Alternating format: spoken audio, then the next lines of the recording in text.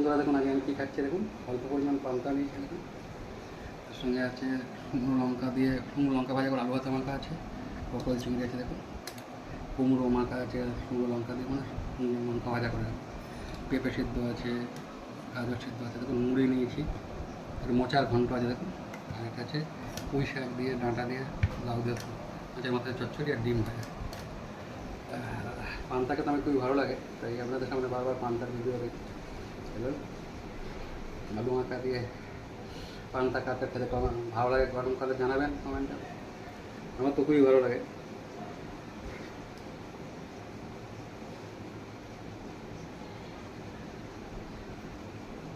নতুন জমে যাচ্ছে।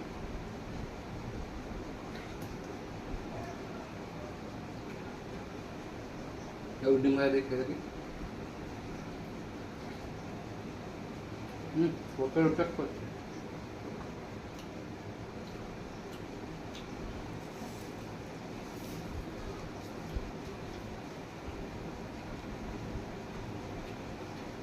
দারুণ।